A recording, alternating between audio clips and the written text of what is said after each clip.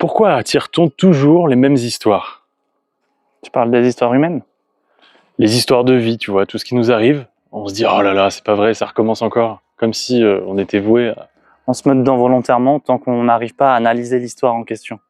Si on l'observe comme un schéma récurrent et qu'on arrive à le discerner, ça peut être intéressant.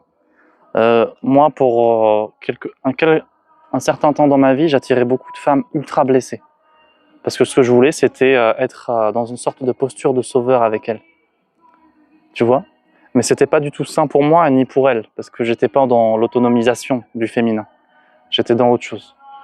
Sauveur, quête d'affection, etc. Il y avait vachement de choses qui n'allaient pas. Et puis de toute façon, je souffrais énormément dans ces relations-là.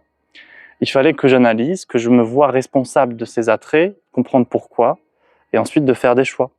Maintenant, c'est très très différent. Si je rencontre quelqu'un qui est blessé, c'est pas que je recherche un féminin blessé.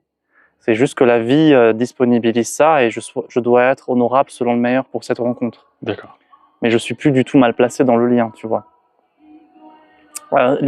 C'est très simple en fait. Il faut que chacun observe ce qui se passe dans sa vie. Les situations récurrentes, tu peux imaginer que c'est comme une pierre qui arrive et tu trébuches sur la pierre. Et si la même situation revient, c'est comme si c'était la même pierre qui revient. Donc qu'est-ce qu'on fait? On regarde pourquoi on a trébuché, analyse de la pierre, et à la séquence suivante, eh bien si la même pierre revient, on a la mémoire, on fait « Ah, toi je te connais ». On retombe pas dans le Pas même de piège. côté. Ouais, ouais.